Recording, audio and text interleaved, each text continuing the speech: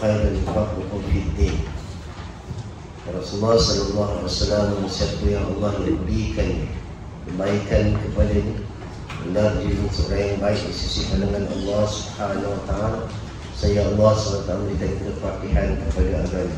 Mudah-mudahan kita dilimpahkan oleh Allah Subhanahu wa taala akan faqih kepada agama, faham akan ilmu agama, dan mudah-mudahan juga dengan ilmu tersebut menjadikan bekalan kita di kehidupan dunia ini dan menjangkau kepada akhirat, insya-Allah. Kepada akhirat, bila kita dianggap atau dipilih oleh Allah Subhanahu wa taala menjadi orang yang baik, saya adalah syurga balasan janji Allah Subhanahu wa taala. Namun apa yang penting dalam kehidupan kita ini, yang kita cari adalah redha Allah Subhanahu wa taala. Bila redha Allah Subhanahu wa taala, pastilah tempatnya untuk jemput kita masuk kepada syurga Allah Subhanahu wa taala. Alhamdulillah minasyaitanir rajim. Ya ayyuhan nafsul mutmainnah irji'i ila rabbiki radiyatan mardiyah. Dia benar cari datang kepada Allah Subhanahu wa taala dalam keadaan kita diredha dan meredai. Kita redha Allah sebagai Tuhan kita dan Allah redha kita sebagai hamba. Ramai dia redha kepada Allah Subhanahu wa taala sebagai Tuhan kita. Tidak ada Tuhan lain yang kita pilih lagi. Kerana Allah adalah Tuhan yang Esa, yang Rabbal Alamin, Tuhan sekalian alam. Dan Allah redha kepada kita sebagai umatnya bila kita jadi orang yang baik, pakai kepada agama Allah SWT dan mengamalkan segala agama, mengamalkan segala amalan-amalan ilmu dan mencari dalam cerita Allah Subhanahu wa taala. Dan Allah Ta'ala menjemput kita, Ad'uni fi ibadi wadkhuli jannah, masuklah ke hamba ke mana? Ke dalam syurga Allah Subhanahu wa taala. Namun syurga adalah janji Allah Subhanahu wa taala.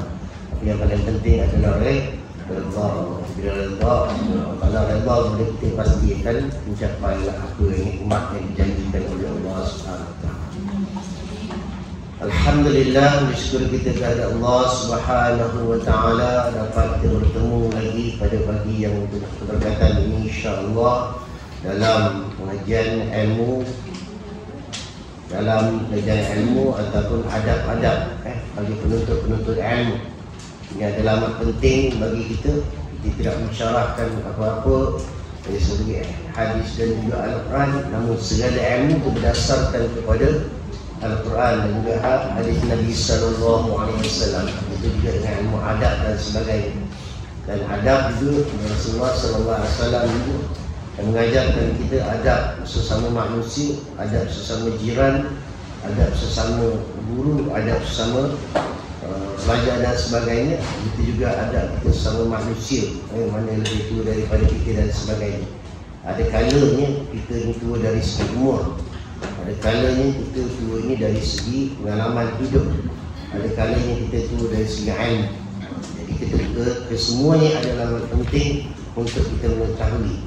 Sebab itu kalau di antara adab itu, kalau kita masuk ke tempat orang, maksudnya walaupun dia seorang orang hebat dari segi agama, walaupun dia seorang guru, mungkin dia seorang ustaz, tapi apabila dia sampai ke tempat masyarakat yang lain, kampung yang lain, muslim yang lain, maka dia lebih baik jadi makmum daripada dia menjadi imam. Walaupun mungkin dia seorang imam atau mungkin seorang mu'alim, kan? Tapi kalau maknanya kalau tempat orang yang tak mengenal dia lebih baik dia jadi imam.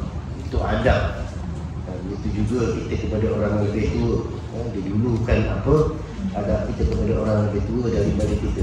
Jadi dalam Nabi hadis Nabi sallallahu alaihi wasallam ceritakan, Rasulullah pernah menceritakan kepada Aisyah bahawa kepada sahabatnya juga bahawa Rasulullah pernah bermimpi sedang bersiwak. Kemudian ada dua orang lelaki datang kepada Rasulullah sallallahu alaihi wasallam. Rasulullah memberikan siwak kepada salah satu orang daripada dan dinasihatkan kepada Rasulullah sallallahu alaihi wasallam, khabar kepada Nabi sallallahu alaihi wasallam, berilah kepada yang lebih kabir, yang lebih besar, maknanya yang lebih tua daripada kedua. Jadi antara itu juga dalam beberapa adab dalam riwayat daripada Ibnu Mas'ud bahawa sahabat Nabi SAW sudah membicarakan tentang kes kasus pembunuhan.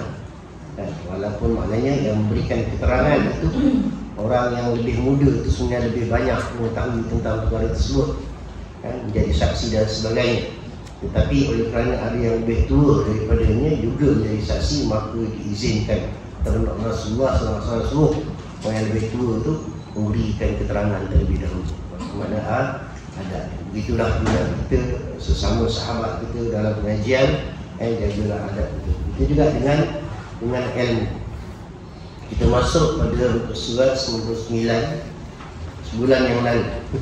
Kan 2 hari juga, hari ini 2 hari nanti 3. Lepas tu Ustaz cuti. Lepas tu kelas cuti. Ni sambung balik sampai berapa? Sampai pertengahan, sampai Ramadan lah. Ramadan cuti lagi. Sebenarnya pengajian tak cuti kan. Kalau ada pengajian yang lain, insya-Allah mudah-mudahan kita rahmatullah subhanahu wa taala. Masuk pada surat 99, saya tak perasan lagi kitab jari kita soal apa, sebab kita banyak rujukan pada kitab menulis. Soal apa? 3 yang kita nak 100. Kita 100 dah. Yang Jawi, yang Rumi 100. Yang ada 38. Malah kami balik. 8. Ni 100. Semula ilmu yang dan kepandaian. Tak boleh rasa. Okey, kita tanya balik. Ada usaha sama 9 sekejap sikit. Kalau misalnya ada sallallahu sirrah dan sayyidnya bawah ni. Dan sayyidnya maknanya bersepatutnya. Belajar bahasa-bahasa klasik bagus. Balik rumah kita cakap, dan sayyidnya kamu buat begini. Ini anak-anak kita punya bahasa. Dan sayyidnya bahawa adalah ia menuntut faedah. Siapa? Penuntut ilmu. Penuntut ilmu menuntut faedah pada sekalian waktu-waktu dan sekalian kelakuan, daripada sekalian manusia-manusia dan orang-orang yang kita antilit kepada keadaannya orang yang hina dan yang mulia, kecil atau besar, jantan atau betina. Jantan atau betina ni lagi tapi bahasa dulu lah kan, kita betina maknanya jantina kan, kita sebut jantina kan, jantan atau betina maknanya lelaki atau perempuan akan kita ambil. Tapi kalau ikutkan pada kalam logik juga, jantan dan betina maksudnya tak hanya kepada manusia, dia juga kita boleh mengambil pengajaran daripada haiwan. Kadang kalam misalnya kita kena faham juga, tapi ini diterjemah daripada ta'arab ni, ta'alim. Jantan atau betina maknanya lelaki atau perempuan, tak kira lah. Sebab tu kadang-kadang ada juga orang bila ustazah mengajar, ada juga yang lelaki yang dah kitab dan sebagainya. Tak ada masalah. Cakap Malaysia kita ada penceramah muslimat dan sebagainya kan, mabuk boleh saja. Tak ada masalah. Yang penting ilmu. Dan tak kira lah orang tu orang merdeka ataupun hamba. Walaupun sekarang ni tak ada hamba, tapi mungkin ada pembantu dan sebagainya. Dan tidak menjadi masalah ataupun tidak menjadi kesalahan mengambil ilmu daripada. Dan sepatutnya bahawa adalah kita menuntuti faedah. Faedah apa? Faedah ilmu dari sekian waktu. Berarti waktu bila sekalipun. Malam ke siang ke berkesempatan mengambil faedah. Sebab tu kadang-kadang kalau kita jumpa majlis ilmu, kita jangan tinggalkan terus. Ambil walaupun dalam perjalanan ke ataupun apa, kita dah berada dalam masjid dan sebagainya, dengar sekejap majlis ilmu. Kadang-kadang majlis ilmu kita pergi kat mana-mana sama je. Kan sama je. Sama macam kita lah. Kita rasanya umur kita ni dah berapa? Dah 50, 60, 70. Ustaz daripada dulu belajar buat semayang sudah-sudah. Bahasa kasar je lah. Belajar semayang tak sudah-sudah. Kan? Buat mana tak pandai-pandai. Kalau dia kata tak pandai tu okey lagi lah. Mana dia nak belajar. Ni tak sudah daripada dulu belajar baik dulu. Sedangkan Islam tu luas katanya. Tapi bab semayang sebenarnya tak cerdik ni.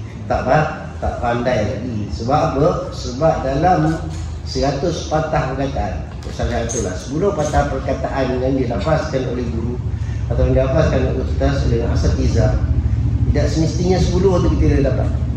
Kadang-kadang cuma 1 je. Sebab apa? Senang je balik. Cuba kita tanya orang pergi mengaji. Tak ada kita balik kita tanya sama kita. Kalau ada hari ni suami isteri, balik yang tanya siapa awak dapat? Dia dapat lain. Dia akan ceritakan, saya dapat tadi ustaz kata gini. Mula-mula yang awal mungkin ustaz cakap tadi tentang kepentingan adab dan sebagainya kan. Adab kepada orang lebih tu mungkin tu yang dia dapat. Yang suami mungkin dapat yang last sebab dia ingat yang terakhir sekali. Kalau yang terakhir. Jadi masing-masing lah kaedah pendekatan masing-masing. Mula-mula mungkin yang isteri mula-mula dia perhatian, lama-lama dia hayal sebab kejap lagi nak pergi pasar malam. Dah plan dah nak dia apa, nak bulan Ramadan pula ni kan, dah ingat dah pengisian Ramadan apa. Itu dia antara ni. Kalau lelaki dah ni mula-mula dia tak fokus. sebab di antara lelaki ni biasanya punya kalam yang terakhir. Banyak-banyak dia kata tu simpan dulu. Ya, akhir sekali baru dia ingat.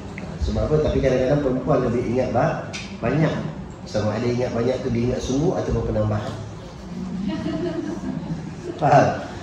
Cuba tanya perempuan, kalau daripada pagi tadi dia datang, sebelum dia datang ke kuliah kan, apa dia buat? Dia boleh cerita A to Z.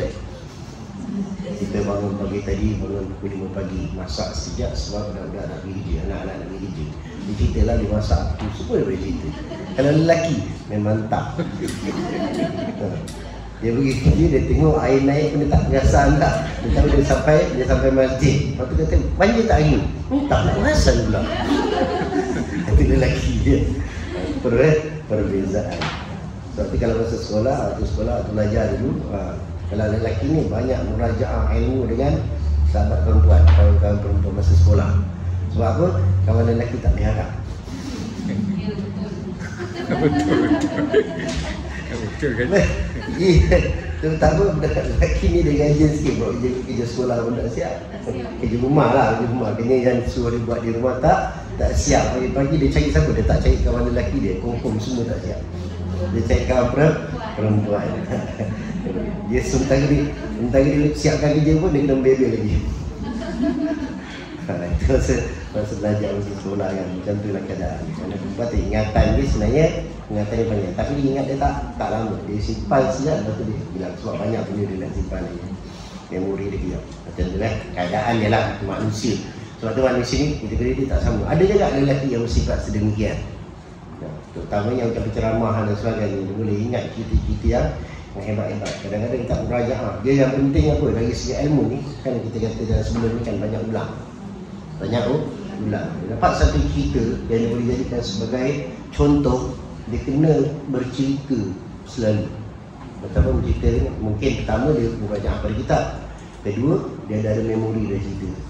Kemudian dia ada boleh buatkan jalan cerita tu. Sama juga dengan hafalan kita, hafazan kita kan.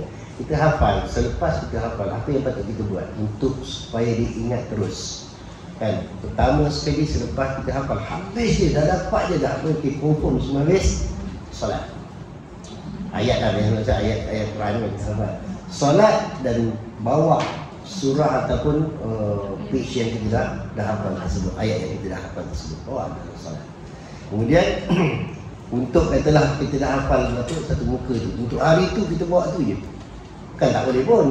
Tak ada masalahnya. Sembahyang zuhur kita bawa ni, yalah dah hafal tafsir kan. Sembahyang zuhur kita bawa ni, sembahyang asar kita bawa ni, maghrib kita bawa ni, isyak ni. Boleh tak? Boleh, tak ada masalah pun. Bukan semestinya nak tukar-tukar ayat pun. Itu cara kita mengingatkan. Saya hafalan. Kan di dalam kitab ni kata ulang-ulang. Ulang-ulang dengan cara macam tu. Satu lagi cara nak menghafal yang mudah. Dia lagi pemuda lagi. Dalam keadaan apa? Dalam keadaan hingar-bingar. Yang keadaan yang sibuk, keadaan yang bising. Kenapa macam tu? Sebab itu adalah ketenangan. Sebab itu adalah ketenangan. Sebab apa? Sebab bila kita seorang, memang menghafal tu paling bagus malam lah, keadaan yang sunyi. Itu dia antara kaedah. Tapi bila kita berseorangan, kita menghafal, kita fokus, tapi kita tak fokus 100%, mungkin kita akan jauh melayang. Sebab apa? Dia sunyi.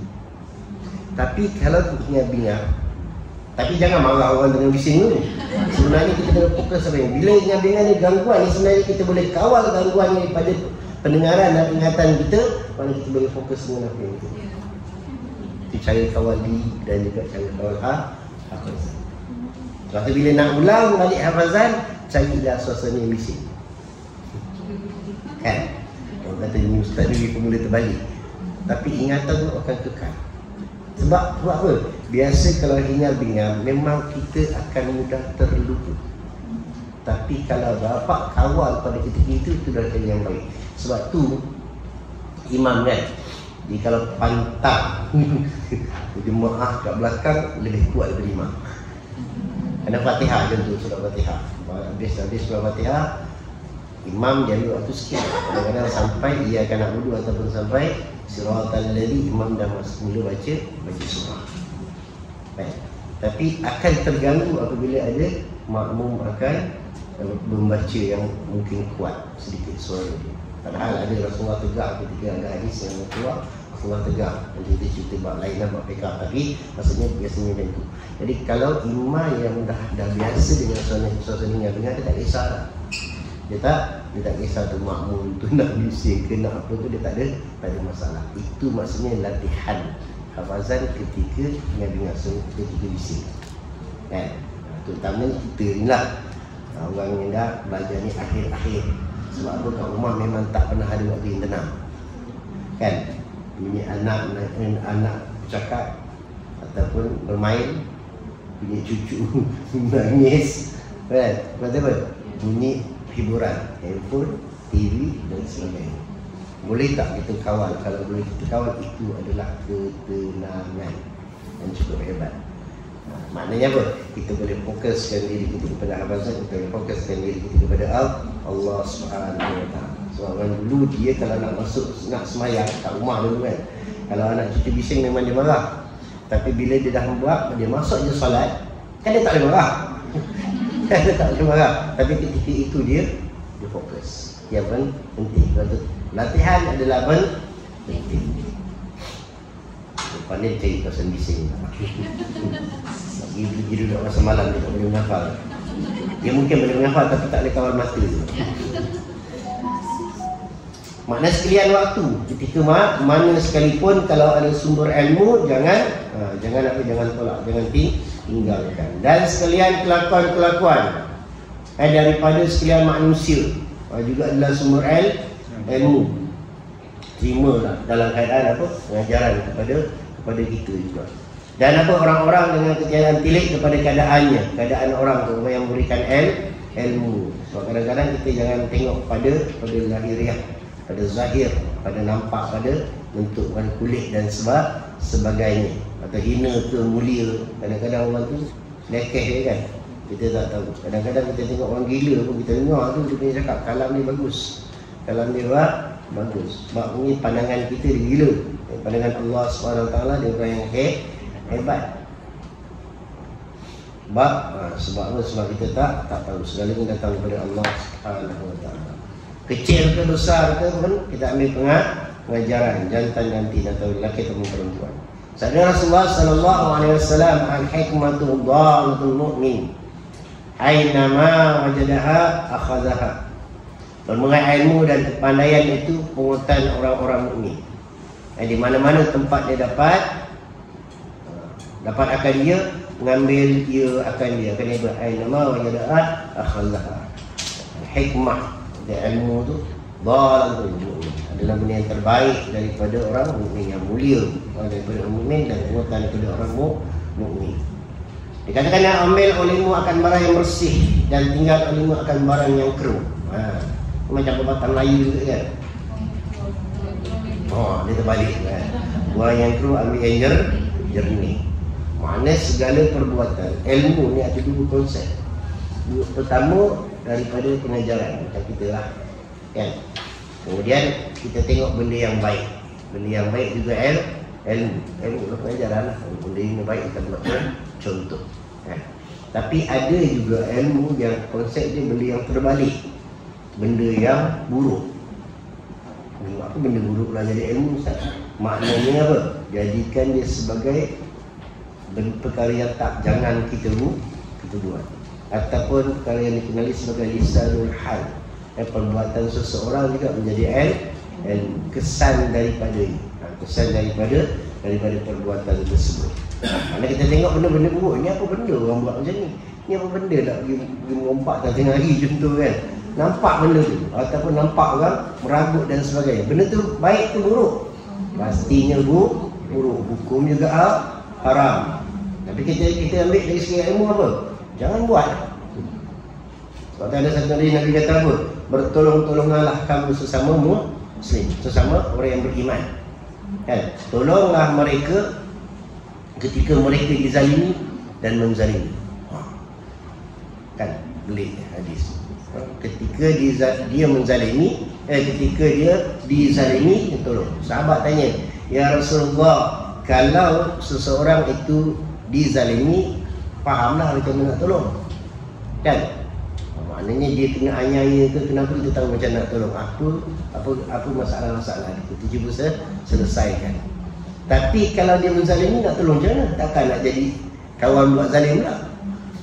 Dia tengah pukul orang, contohlah ini kan, tengah pukul orang, kita datang tambah lagi, kita pukul lagi. Macam tu kan? Maksudnya tolong dia dengan apa? Nasihat dia supaya jangan buat perkara tersebut. Mana orang Islam ni dia banyak tugasan ni sebenarnya. Sebab tu dalam Al-Quran dia sebut sikit kan? Dalam Al-Quran sebut sikit, tapi mudah dia punya uraian, dia punya pecahan, dia punya syarah dia banyak dalam hadis Nabi sallallahu alaihi wasallam. Al-Quran sebut apa? A'udzubillahi minasyaitonir rajim wa takum minkum ummatun yad'una ilal khair wa ya'muruna bil ma'ruf wa yanhauna 'anil munkar. Biasa dengan ayat ni. Ustaz pun hafalkan ayat susah, ayat senang ni. Tapi pengajaran dia luas. Yang ada di kalangan kita, golongan kita orang apa? Yang suruh kepada kebaikan. Supaya amar ma'ruf. Kemudian nahi 'anil munkar dan mencegah daripada keburukan. Maknanya dia buat perkara yang dizalimi, kita tolong dia lah, bantu dia dengan kebaikan. Tapi kalau dia yang menzalimi, kita bantu juga, cegah dia daripada berbuat perkara yang zalim. Itu kan kaedah. Tak kira lah zalim ni tak sebenarnya kita sebut yang nampak tadi pukul orang tadi kan. Mungkin dia buat benda-benda yang tidak dibolehkan, yang diharamkan dan sebagainya. Kan dapat sumber rezeki daripada sumber yang haram. Kita tahu dia ni kerja sekian, mudah cara dia untuk apa? Untuk mendapat rasuah dan sebagainya. Kita tengok dia punya cara hidup pun lebih daripada sepatutnya, dan dengan gaji dan sebagainya. Kita dapat dengan dia, jangan lagi daripada dia. Ni mesti kaki solap kan. Kita selalu anggap macam tu kan. Sebenarnya kita dapat dengan dia untuk apa? Untuk penyiasat. Saya tengok orang macam ni, ada bisnes lain ke? Kita tanyalah. Jangan, kita kena husnuzan. Itu yang terlebih baik, husnuzan. Kalau mungkin dia kata, saya memang ada buat, saya income gini, saya buat insurans, contohlah. Okeylah, Alhamdulillah. Maknanya tak adalah fitnah tu terus berjalan. Tapi kalau kita duduk rumah belakang-belakang, tapi kita tak tahu pun. Tapi kalau mungkin kita tak adalah, saya tak buat apa-apa lah, macam ni lah, kerja macam ni, adalah income lain sikit je. Maksud dia ada tepi yang tidak dari sumber yang haram. Kita nasihat tadi kan, sumber yang haram, setitik daripada sumber yang haram, annaru aulabi, neraka lah tempat dia. Tapi janganlah cakap macam tu terus, bertumbuk kat situ pula kan, kita pula kena zalim. Maksudnya nasihat kan? Kita kalau boleh tak payahlah benda-benda macam tu kan? Apa pendapatan yang kita ada pun dah cukup, dah syukur kita kepada Allah Subhanahu Wa Taala. Inilah yang akan membina diri kita dan menjadikan kita apa? Ahli syurga. Sebab apa? Sebab apa? Sumber kita bersih. Kalau andai kata sumber dalam diri kita, dalam darah kita, dalam badan kita daripada sumber yang haram, baru masuk annaru aulad. Itu bukan kita kan? Quran yang kata baru kita masukkan bab tu. Jangan terus annaru aulad. Tahu ada kata tersepuk di sini kan. Maknanya kita kena bijak dalam berdakwah. Ada uslub dakwah. Kena ada dakwah, kena ada kerja-kerja dakwah. Sebab itu adalah perbuatan Nabi sallallahu alaihi wasallam. Balik dalam ayat Nabi sallallahu alaihi wasallam sampaikan walaupun satu ayat. Dan ambil orang yang bersih, yang baik tu ambil nasihat dan sebagainya, pengajaran dan sebagainya, dan tinggalkan olehmu barang yang keluar. Perbuatan-perbuatan jahat tu tinggalkan. Kalau tengok orang tu buat benda yang jahat, janganlah kita buat benda yang sama kan. Kita hindarkan juga adalah ilmu. Kadang-kadang pengajaran daripada Allah SWT, kenapa kita fikir dalam kehidupan dunia ni, kenapa ada orang jahat, ada orang baik.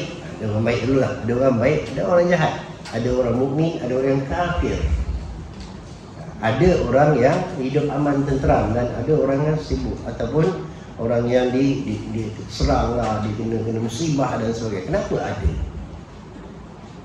Allah Maha berkuasa.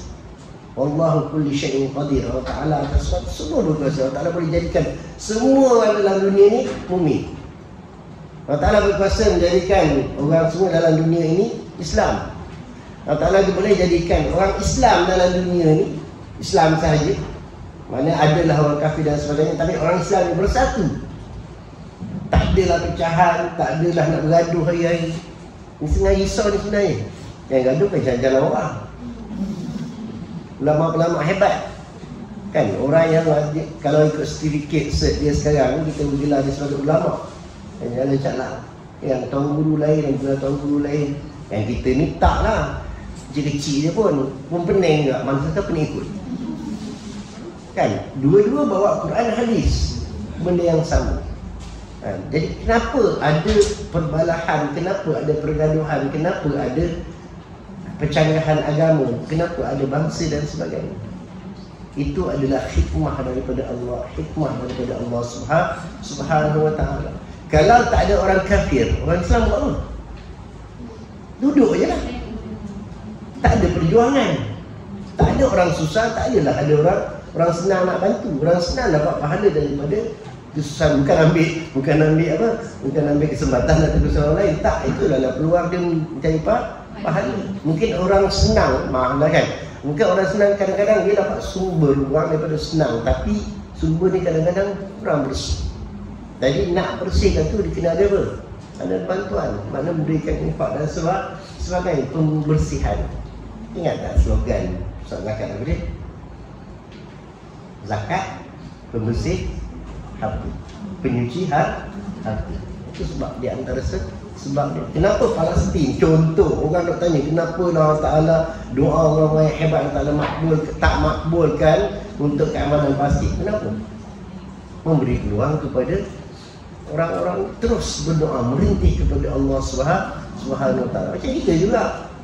Kenapa kita rasa hidup kita macam tak tenang je, tak aman je? Padahal kita apa yang tak ada, semua ada. Rumah ada, kereta ada, keluaran ada kan, kehidupan ada, semua nampak, tapi hati kita masih tak tenang. Kenapa? Sebab Allah nak kita sentiasa merintih, merayu kepada Allah. Begitu juga adanya orang kafir. Kenapa Allah Ta'ala jadikan ada Islam, ada kafir? Dalam dunia ni memang begitu, ada malam, ada siang kan, ada lelaki, ada perempuan, ada Islam, ada mukmin, ada kufur. Jadi orang mukmin mengambil kesempatan daripada itu untuk apa? Menambahkan pahala dia. Orang kafir itu dah kehendak Allah SWT. Kan Allah Ta'ala tidak menjadikan dia kafir terus, tapi Allah Ta'ala dah bagi dah Quran, dah bagi dah Nabi, dan Allah Ta'ala bagi dia akal untuk berfikir. Tapi kalau dia dah tak nak, dia melawan juga, sampai satu tahap apa dia? Khatamallahu ala qulubihim wa ala sam'ihim wa ala absarihim. Allah tutup, syam, langsung tak nampak kelak. Walahum adzabun alim. Kemudian baru datang azab Allah SWT. Sebab apa? Sebab mereka yang tak nak. Kaum musyrikin dah datangkan dah, padahal dia kenal Nabi SAW Al-Amin, orang yang amat-amat dipercayai kan, orang yang paling amanah. Tapi kenapa bila Rasulullah cakap dia tentang tauhid, tentang Allah, mereka tak nak percaya? Lain Nabi cakap, semua dia percaya. Bila cakap tentang ketuhanannya dah tak nak percaya. Sebab apa? Mereka dikawal oleh nafsu. Mereka dikawal oleh nafsu. Mereka tak nampak kebenaran. Dia dah tertutup. Sebab tu Nabi berdakwah, Nabi kecewa dah dekat apa? Dekat golongan kaum musyrikin Makkah.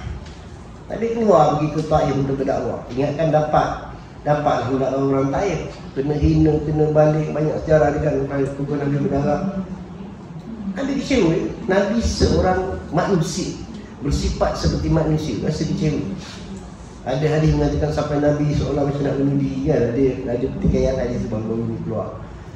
Sampai tak lagi. Sebab apa? Nak menunjukkan Nabi bersifat seperti manusia. Tapi Allah Ta'ala kata hak memberikan hidayah itu bukan hak tu. Tugasan Nabi adalah apa? Rasul. Sampaikan. Balik. Betul. Tugasan Nabi, sifat dia apa? Sifat Nabi apa? Sidik, amanah, tabligh. Tabligh kan sampaikan.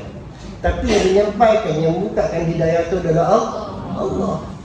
Sebab itu diutuskan Rasul. Rasul menyampaikan kan, dalam surah apa?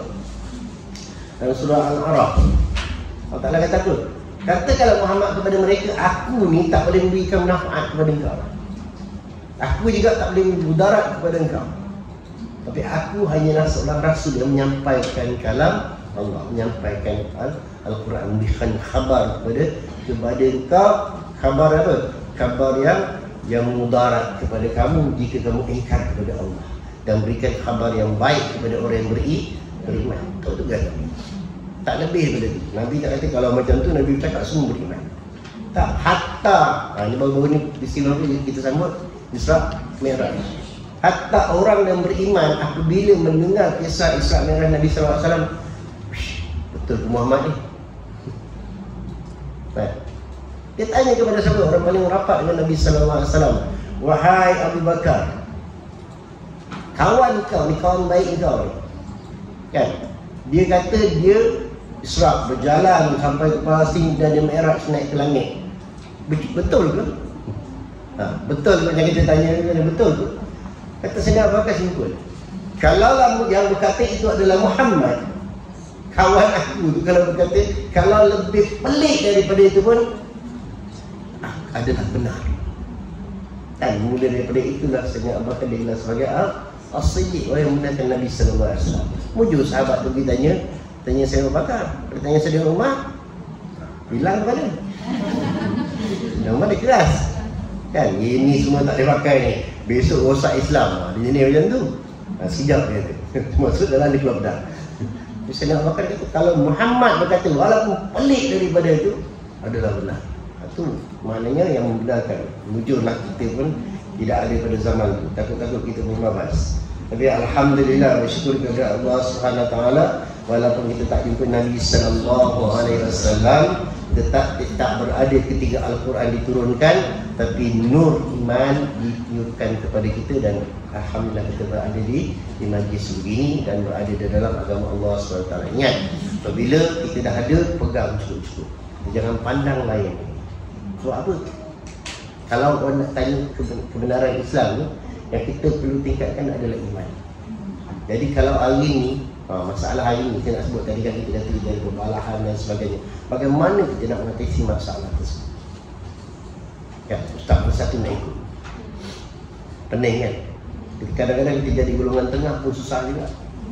Ya, yang ni kata macam ni, yang ni kata macam ni. Kita ambil daripada sumber hukum. Pertama, sumber hukum adalah Al-Quran. Ahlussunnah wal Jamaah, sumber hukum dia pertama adalah Al-Quran. Yang kedua, sumber hukum dia adalah hadis Nabi Sallallahu Alaihi Wasallam. Yang ketiga, sumber hukum dia ijma' ulama. Dan yang keempat, sumber hukum dia adalah qiyas. Mana kalau kita tak jumpa sumber hukum daripada Al-Quran, cek dengan hadis. Ataupun kadang-kadang kita tak faham tentang Al-Quran, cek penghuraian hadis. Tak faham tentang hadis, hadis juga akan membuat pada sahabat dan para tabi'in. Kalau tak ada juga daripada segitu, ambil yang keempat, hukum yang hampir sama ataupun kiasan daripada semua hukum tadi.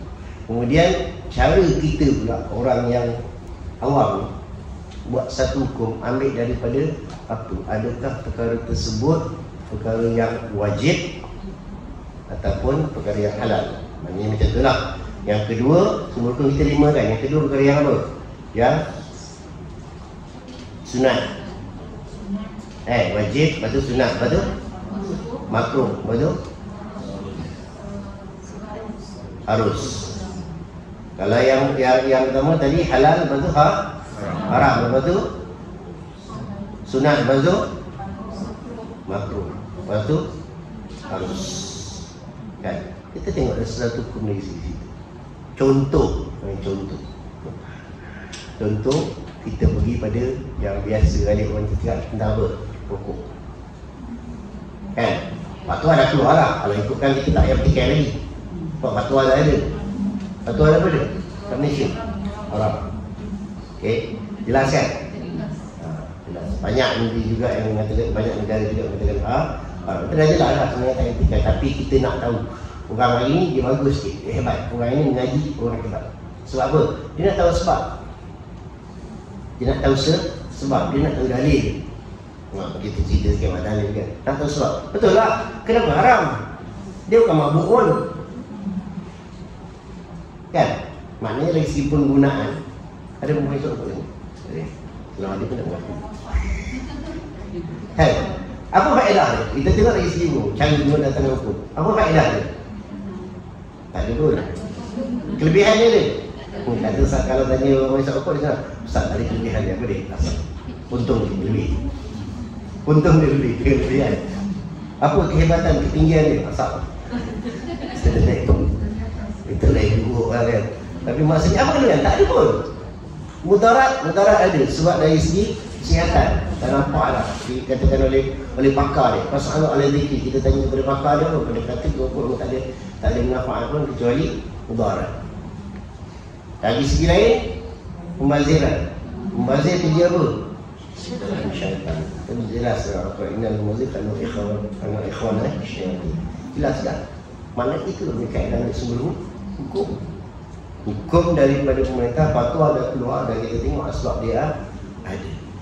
Okey, kita ambil pula kaedah benda-benda yang lain. Okey, itu lagi segi hukum. Kalau dari segi ibadah pula, apa yang mempertikaikan sekarang? Ni dah masuk dalam Ramadan ni. Gaduh lagi. 8 ke 20? Imam ke sendiri? Kan itu lazim. Tiap-tiap tahun. Pening benda. Dan imam yang jadi imam pula, aku dia buat benda-benda ya. Aku benda dosa. Macam ni aku masuk neraka. Sebab benda yang Nabi tak buat. Kan? Dalam hadis tu ringkas ni. Perlu ditahankan tak? Perlu dalal finnar. Setiap yang Nabi tak buat dan benda itulah dalal benda yang itulah. Dan setiap yang dalal itu adalah finnar. Perlu dalal dan finnar. Nampak macam mana? Ini dari segi ibadah kita. Kita dari segi apa ni, segi benda yang dunia, segi ibadah. Tapi ibadah sunat dia terbuka. Kan? Kita nak buat Jumaat pun boleh, nak buat seni pun boleh. Yang lebih afdal, tengok. Lagi afdal, tengok pada Nabi kan? Nabi buat sendiri. Nabi buat pertama berjemaah, kedua, ketiga Nabi tak keluar lagi. Jadi lebih afdal apa? Sendiri. Tapi tengok pula pada diri kita dan masyarakat. Kalau buat sendiri, contohlah kita dengan kesibukan hidup dunia dan sebagainya, agak-agak kita balik rumah, boleh tak buat 8 rakaat? Cuma takut nak cakap kan?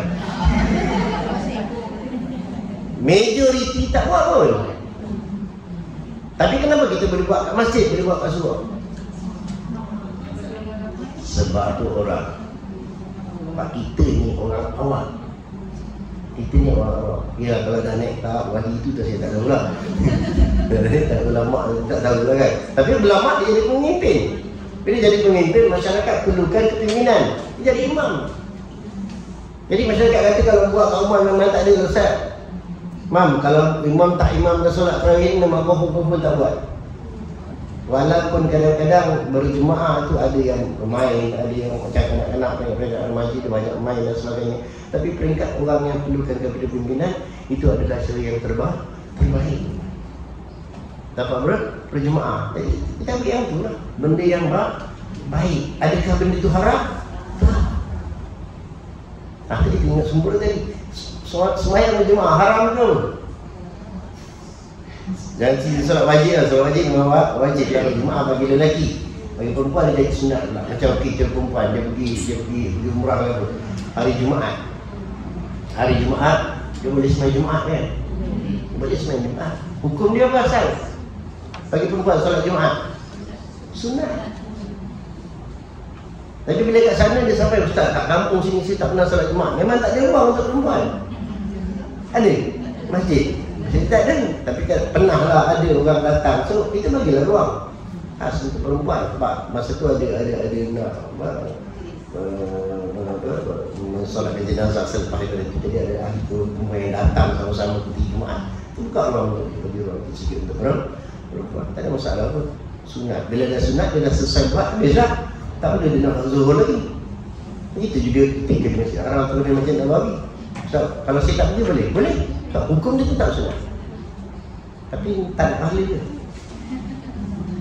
Kecuali kalau begitu mengganggu muslimin sampai muslimin tak ada tempat, itu lain lah. Sebab memang muslimat dia ada khas tempat dia dalam Masjid Haram atau Masjid Nabawi. So, lelaki tak akan ganggu ruang tu. Tak ada masalah. Dan kita itulah nak dapat ada lebih pun. Dia bikin Masjid Nabawi dan juga Masjidil Haram. Contohlah. Tapi kalau tak pergi tak pun. Ustaz, saya tak nak pergi lah Ustaz. Saya hukum kata pembantu sunat, so saya buat benda yang wajib juga dekat bilik. Tapi terserah.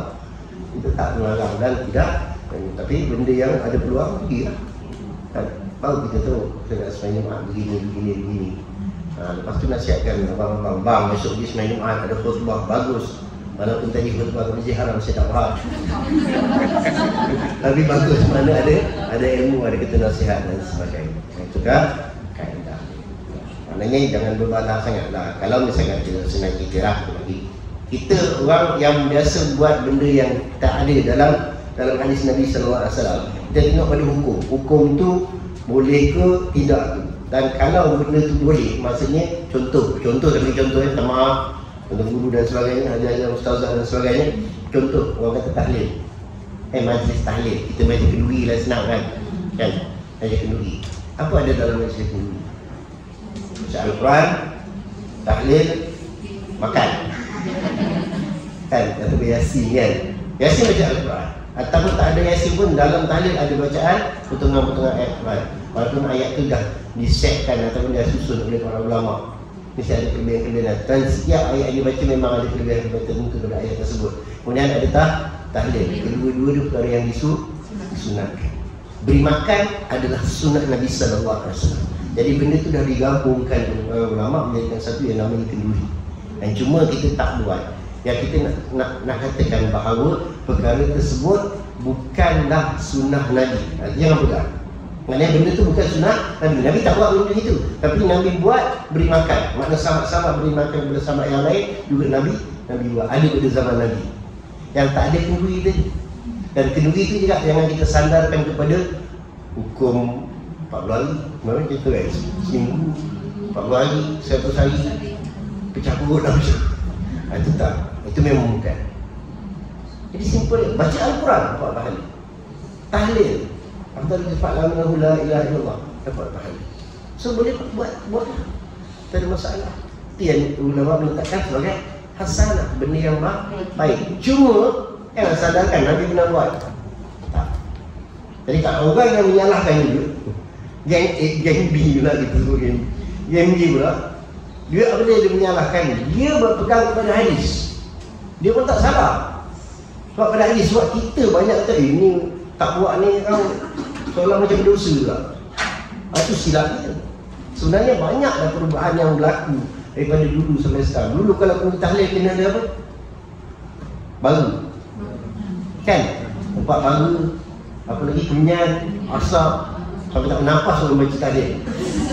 Sebab asap penuh satu rumah kan. Cuma rumah dulu sebab ada ruang terbuka dekat Serambi. Itu kelebihan lah.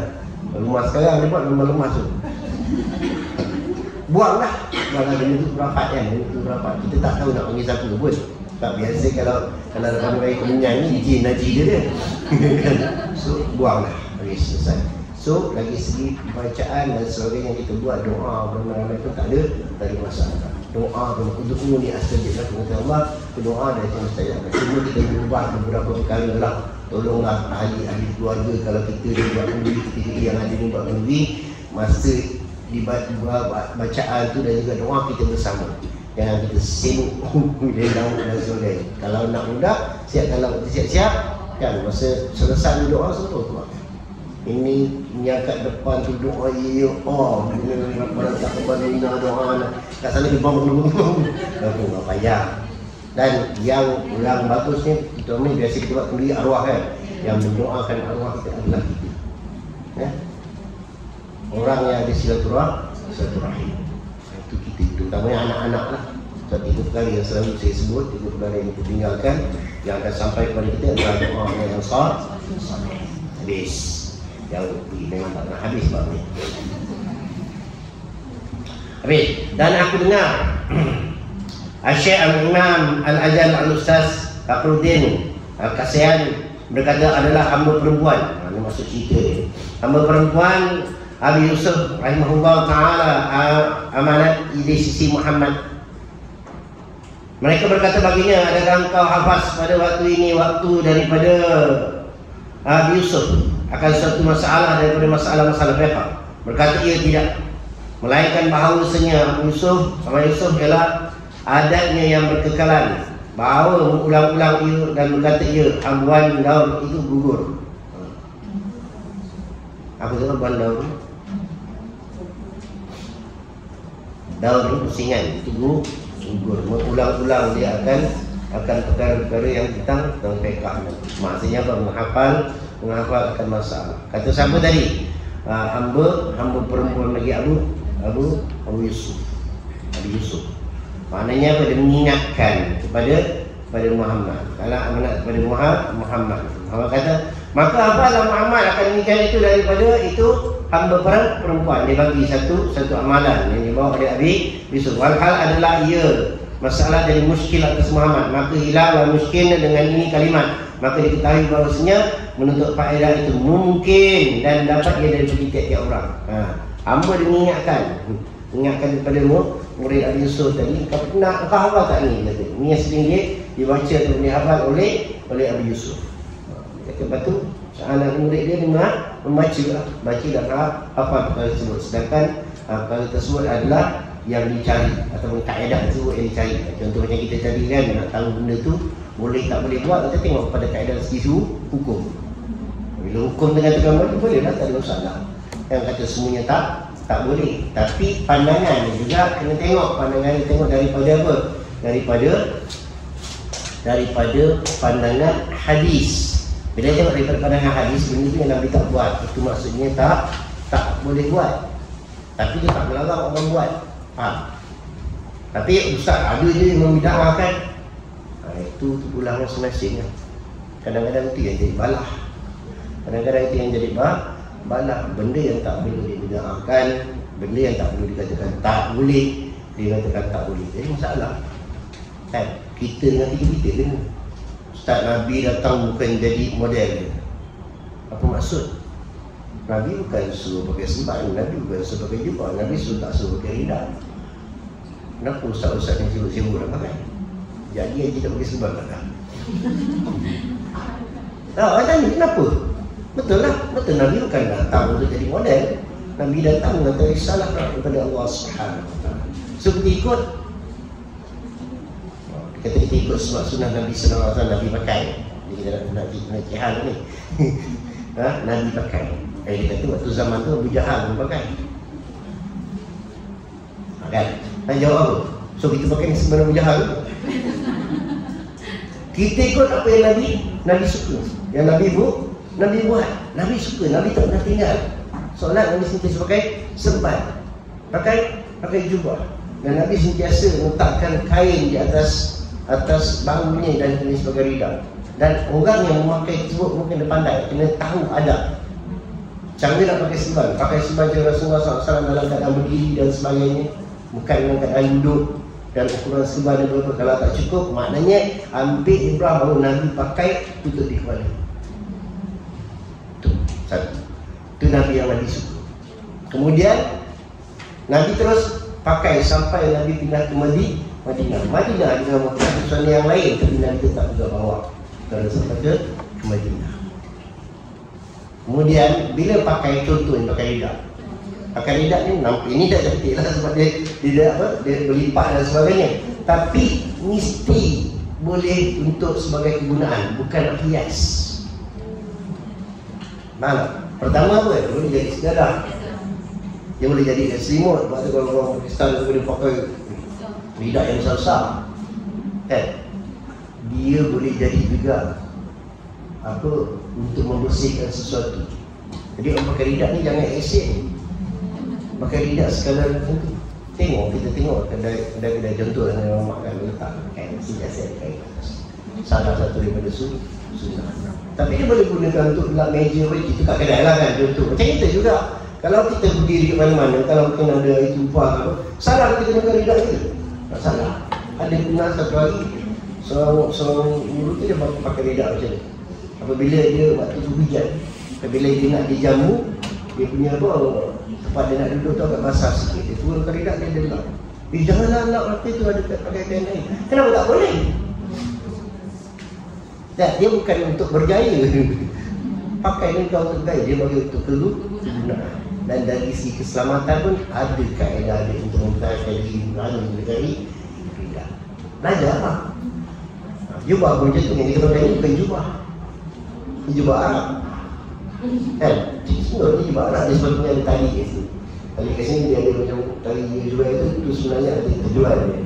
Boleh jadikan sebagai apa? Sebagai tempat minyak wangi. Jadi sentiasa wangi. Jadi yang ada tali dia. Yang buat, kita ada. Kita buat. Ni yang mungkin memang tak ada. Ada jenis yang ada lah. Kan? Itu semua ada sebab dia. Sebab kita ikut sunnah yang bermanfaat. Kan? Kadang-kadang orang tercipta ni nak jadi Arab atau terpulang dia kan, tak apa pun.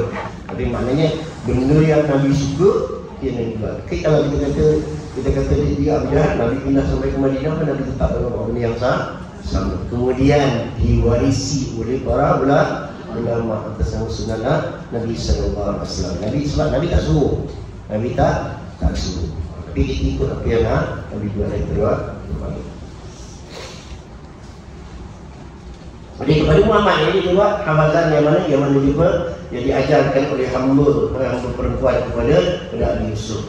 Walaupun dia hamba tapi dia memahami tentang ilmu. Sebab apa? Dia orang ini dia dapat dengan Nabi Yusuf dulu ni tadi kan. Begitu juga lah suatu kadang-kadang dulu saya ingat beberapa sahabat kita yang mengaji dengan siapa? Dengan Mahmud Abdul Haid ataupun Abdul Lahir ataupun Mu'alim mengaji Lahir kan. Mengaji ni banyak yang jadi apa? Dia khidmat. Ya, khidmat kepada Tuan Guru. Walaupun dulu banyak khidmat dia takkan bagi gaji pun. Yang jadi driver lah, 2-3 orang yang jadi driver, 2 orang pun jadi yang kita kenal lah, yang jadi ustaz. Yang seorang lagi tu jadi driver. Tapi bukan jalan-jalan, orang lain ni kan, bukan ikan-ikan ni. Orang dapat ilmu, Masya-Allah. Pasal dia dapat dengan Tuan Guru, dia selalu bawa dan begitu banyak ilmu yang dia dapati dan juga banyaklah kelebihan yang karamah-karamah yang didapati daripada Tuan Guru sendiri. Kerana itulah kata Nabi Yusuf pada ketika dikatakan baginya dengan apa kau dapat ilmu. Kata dia, tiada tertegak daripada menuntut faedah dan faham daripada tiap-tiap orang yang sombong dan besar diri dan tidak penyayang daripada memberi faham. Kita ringkaskan maknanya apa? Kalau kita nak jadi orang yang alim, kita jangan sombong. Tak kira lah siapa yang beri ilmu, kita terima ilmu tersebut sebagai ilmu yang bermanfaat. Kalau kata diberikan ilmu yang tak bermanfaat, contoh kan kita dapati ada ilmu yang tak bermanfaat, boleh ambil tak? Boleh ambil tahu, tapi jangan tiru. Jangan buat. Contoh, kita beri contoh kan. Tadi kita cerita tentang pokok. Ini kita cerita dunia ini, banyak masalah-masalah di sana pokok kan. Kita tahulah bau rokok kan, Allah esok contoh kan. Tapi ada satu yang macam rokok, tapi dia ada kandungan yang haram, maksudnya yang boleh menghayalkan dan sebagainya. Dia panggil dengan sebagai syaitan ataupun ganja. Kalau orang yang pernah tahu, dia tahu lah kan, dia tahu maknanya ini bukan rokok ni, sebab bau dia lah lain. Maknanya kita ambil tahu bau tersebut untuk apa? Untuk ilmu. Supaya apa? Supaya andai kata ada ahli kita yang buat benda tersebut, kita tahu dia ni bukan rokok. Contoh. Terutama abang-abang lah, kita lelaki. Kita tak tahu kan anak kita buli kita saja dia. Nyokok ni lain sikit ni daripada ni goreng. Rupanya tidak kira pening. Contoh, sama juga dengan minuman. Kita tengok air ni dia kena sikit ni air TO daripada kanan tu lah. Rupanya pakai kan. Rupanya tidak kira pening. Maknanya kita tahu bau dia pun lah lain. Jadi macam tu kan. Kerana ni tunjuk contoh kan. Kan dia nak cium bau. Kau tak hembus nafas. Dia naik nafas. Sebab dia tak kasih bau. Tak ilmu. Kaedah nak kesan orang yang melakukan kesalahan. Maksudnya benda tu kita jangan kita kata dah biji terus. Contoh lagi satu. Daging ni khinzir. Siapa yang kenal daging khinzir?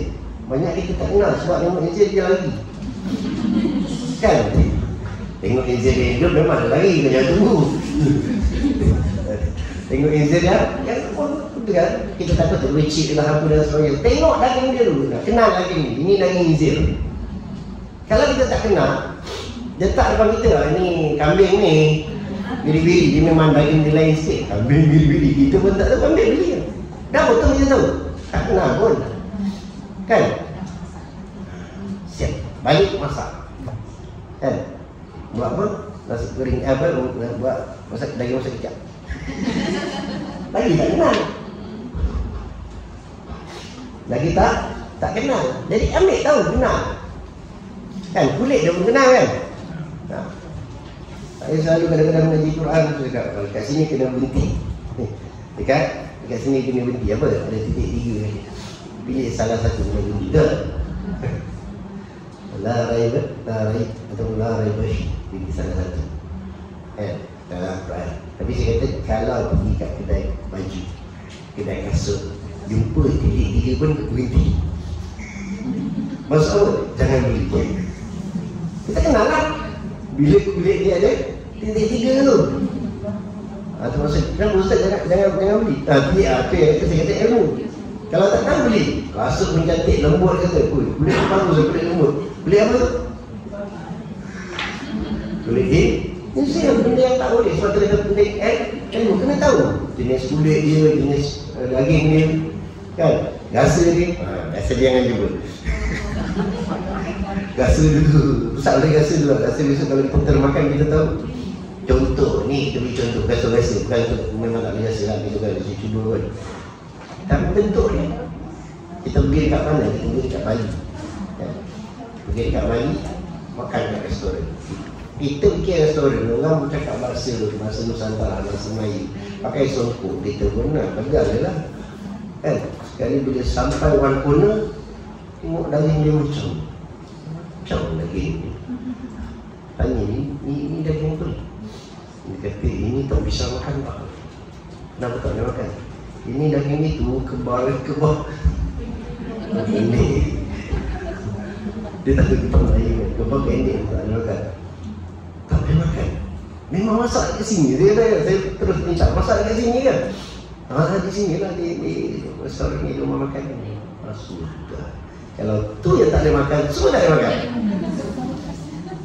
Pak masak pak yang sama. Beli yang sama juga masa kita dekat China kan. China pun macam tu. Kita boleh makan ini makanan halal. Kita semua makanan halal. Makanan halal. Yang tak boleh makan kita dah asingkan tempat lain. Kat mana? Ujung tu je. Wow. Kena penting adanya ilmu.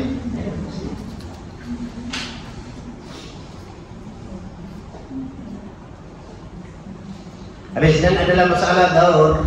Perhakuan daur itu dari tersebut itu di dalam syarat ini salahnya, tetapi hamba tiada bawa dan dia kerana takut panjang.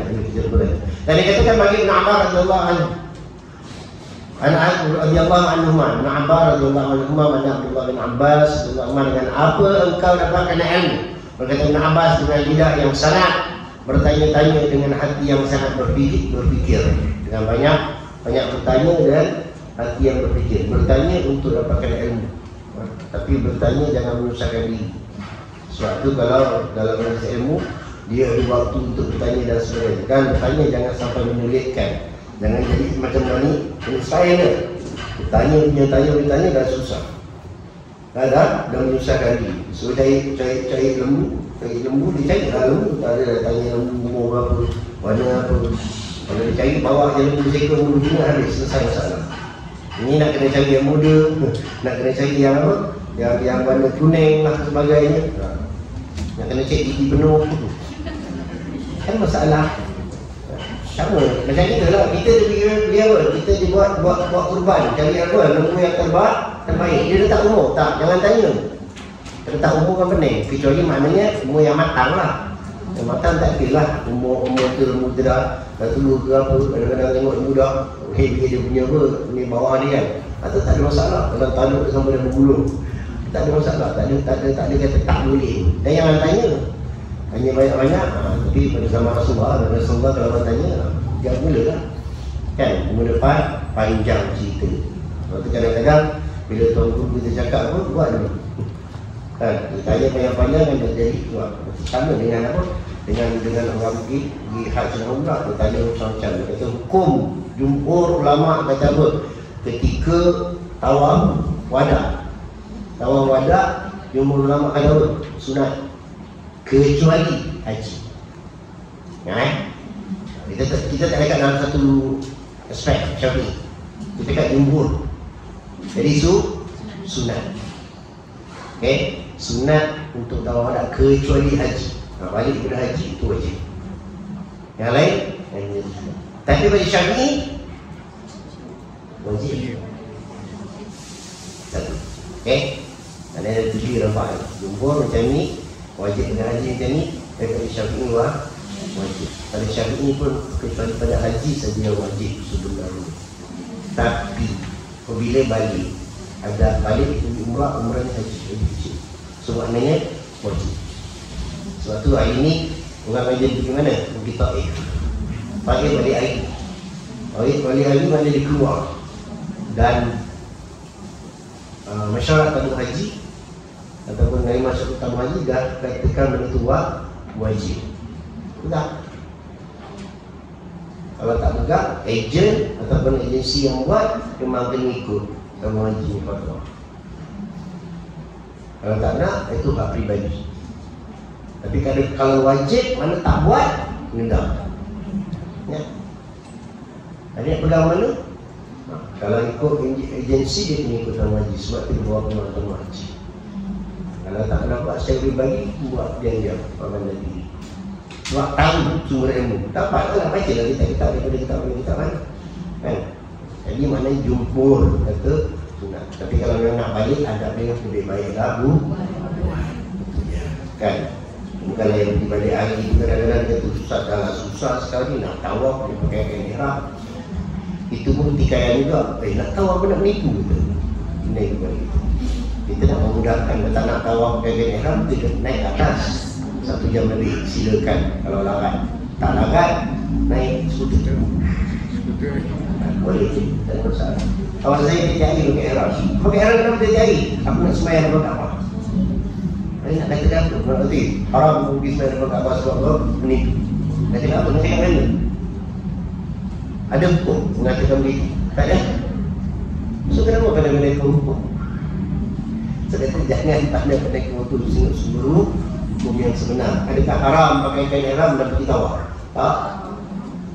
Lazim orang pakai kain ihram tu orang miqat umrah. Itu saja lazim. Tapi tak katakan ketika tak umrah tak boleh pakai. Sedikit lah. Jadi jangan berperingkat kepada, jangan pandai berhukum orang. Semua yang pakai kain ihram tu haram. Kau buat perbuatan, walaupun perbuatan kau buat apa tahu sunat tu jadi haram. Takut dengan kita bukan ahli hukum, bukan ahli fatwa, dengan sebelum hukum.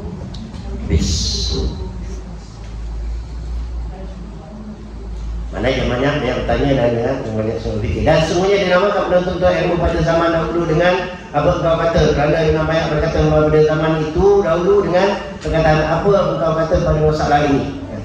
Dan semuanya Abu Hanifah jadi pandai pada fiqh itu dengan banyak muzakarah pada ketika adalah ia menjadi penjual kain kontan dan kapas. Maka dengan ini ketahui bahawasanya dapat ilmu fiqh itu berhimpun dia serta usaha seperti menghimpun akan dia oleh Abu Hanifah. Maknanya apa? Dia apabila dia belajar, kemudian dia berada dalam kehidupan, dia menyelami ilmu dia belajar tu dalam keadaan apa? Berhujah dan sebagainya ketika dalam berniaga untuk dapatkan hukum-hukum fiqh. Maknanya bertanya banyak cakap, banyak muzakarah, berbincang tentang ilmu itu adalah baik untuk mengembangkan ilmu. Kita pun bukan nak berbalah macam masalah tadi lah. Kalau ada sahabat-sahabat yang mungkin tentang yang saya pun suka untuk bermuzakarah dengan dia orang supaya kita dapat penyelesaian, supaya kita dapat tenang dalam satu masalah, dan jangan cepat menghukum. Kita pun tidak mengatakan ini salah, sebab mereka merujuk kepada Quran dan juga hadis, dan mereka pun bukan jalan-jalan orang lain. Tapi masalahnya jangan cepat menghukum lah. Sebab Allah Ta'ala tidak mau menjadikan seseorang untuk dihukum. Allah Ta'ala tidak menghukum seseorang kecuali atas tindak mereka sendiri. Allah Ta'ala tidak menzalimi seseorang. Maka jika tidak dapat bagi penuntut ilmu dan adalah al-muhafidh al-kamil, berusaha akan barang menaikkan dia daripada rezekinya dan mengulangi akan ilmu-ilmunya. Dia tak mengajar, tapi dia mencari rezeki dalam pengajaran dan mengulang-ulang akan ilmu. Tapi mengajar itu adalah sebagian daripada sumber ilmu supaya dia tidak. Maka jika kata dapat tidak bagi penuntut ilmu itu daripada berusaha bagi manfaat anak-anak bini, tak bahasa dia, anak bini dan lainnya, maka hendaklah berusaha mengulangi akan ilmunya dan tiada segan dan malas. Maknanya apa? Dia kena usaha juga mencari nafkah dan sebagainya, tapi jangan ditinggalkan ilmu itu mentah saja. Yang banyak boleh diusahakan dengan ulang-ulang dan sebagainya. Sukanya dalam kehidupan kita boleh melazimkan ilmu kita. Jangan kita berhenti di situ saja. Dalam keadaan kita lagi hari pun boleh kita mencari ilmu kita. Contohlah sesuatu yang kita buat, kita boleh tengok dari sebagai sumber hukum, kan? Kita copong tengok drama kat TV. Apa kita nak hukum tengok drama? Alah, drama je Ustaz, kan? Siapa yang awak tengok tu? Contohlah kan, yang awak tengok kat TV tu siapa? Suami awak? Isteri awak?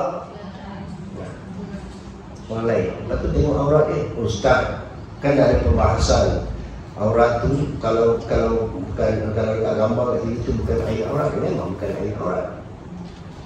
Tapi boleh tengok ada perasaan tak? Tengok macho dia. Kalau lelaki lah. Kalau kita naik perempuan, jauh dia sini bini aku. So, mereka tu datang apa? Fitnah, datang kerosakan. So, apa faedah? Urusan jalan cerita ni bagus. Dalam Al-Quran banyak dah pengajaran. Tak payah tengok kat TV. Misalnya saya yang saya dan keluarga saya sendiri. Kalau dia tengok, dia tengok. Kan? Allah mudah-mudahan berikan kepada itu kita manfaat di dalam kita insya-Allah. Terima kasih sikit. Saya mungkin dah satu tempat lagi. Mudah-mudahan Allah Subhanahu wa taala. Bismillahirrahmanirrahim. Alhamdulillahirabbil alamin wassalatu wassalamu ala asyrafil anbiya'i wal mursalin wa ala alihi washabbihi ajma'in. Allahumma salli ala Muhammadin wa sallallahu alaihi wa sallam. Rizqan halalan thayyiban mubarakun fid din wa ala alihi wa sahbihi wa sallam. Ya arhamar rahimin.